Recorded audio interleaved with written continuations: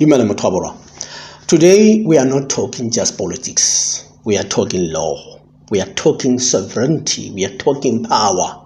And why President Ramaphosa's upcoming trip to Washington may not just be ill-advised, it may be constitutionally reckless. Let's talk about legal sovereignty. You see, under international law, South Africa is a sovereign state, equal in status to the United States. Equal. 100% equal, like this. That means no country, including the United States, has the legal right to dictate our internal policies, to dictate our international alliances, to dictate our domestic reforms, especially not through coercion. But the Trump administration has done just that. Let me break it down. The United States suspended aid. They suspended aid not through mutual agreement, not through dialogue, but through executive fiat.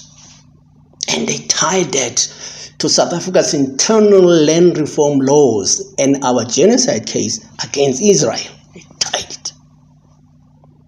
That is economic coercion. And under international legal norms, particularly the United Nations Charter, that undermines our sovereign equality. The expulsion of Ambassador Darfur. Yes, states can declare diplomats persona non grata, but the grounds must be rooted in genuine diplomatic breaches, not political disagreements. Kicking out a sitting ambassador because he criticized United States foreign policy, that is petty. And it violates the spirit, if not the letter, of the Vienna Convention on Diplomatic Relations. Again, granting asylum to South Africans, especially white Afrikaners, under the pretext of persecution without credible evidence, not only insult our judiciary, but implies that South Africa is committing racial discrimination. That is a serious allegation, and one that legally undermines our institutions. It opens the door for United States courts to start judging South African policy. And that set a dangerous precedent. Also, the United States gutted its HIV and AIDS support, claiming South Africa had become an unreliable partner. But let us be clear, this was not a funding review. This was collective punishment. It violated the principle of good faith in international cooperation, a norm embedded in development and humanitarian law. Then there is the so-called United States-South Africa Bilateral Relations Review Act. This is not just a political theater. It is a potential violation of customary international law, sanctioning foreign officials over foreign policy decisions without due process, without any international adjudication, is an affront to our constitutional and diplomatic sovereignty.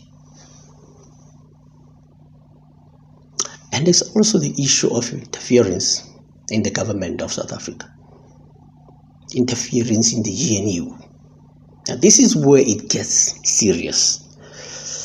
There is mounting evidence, political and legal, that the United States is working overtly and covertly to weaken the government of the Republic of South Africa. That could constitute the breach of non-intervention, a cardinal rule of international law.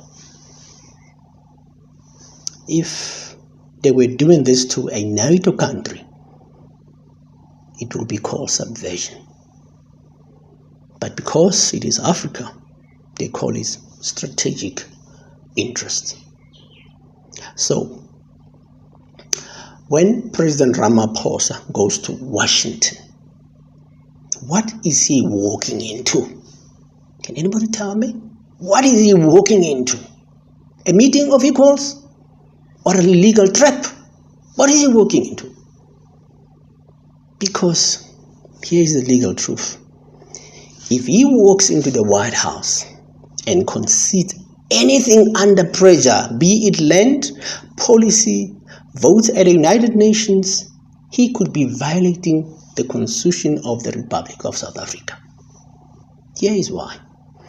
Section 1, paragraph C of the Constitution of South Africa declares the supremacy of the rule of law. That includes protection from sovereign coercion.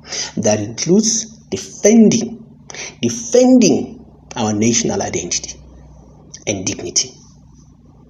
He has no legal mandate to barter our sovereignty for diplomatic favors.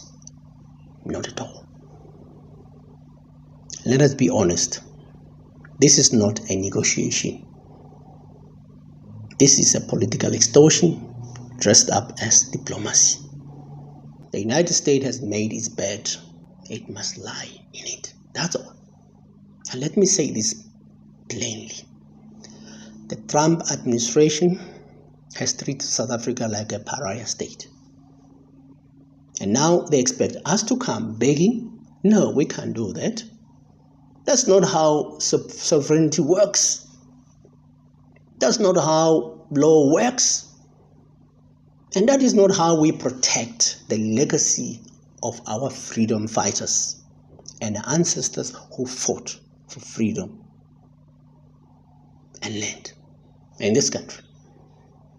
President Ramaphosa must remember, he is not just a president, he is the custodian of a constitutional republic. His duty is not to appease Washington. His duty is to uphold the sovereignty of the Republic of South Africa without compromise. If you care about sovereignty, if you care about dignity under the law, if you care about South Africa's future, keep your eyes on Washington and hold your leaders accountable. Know your rights. Defend your sovereignty. Speak the truth. Ramaphosa must not go there. That trip must be cancelled.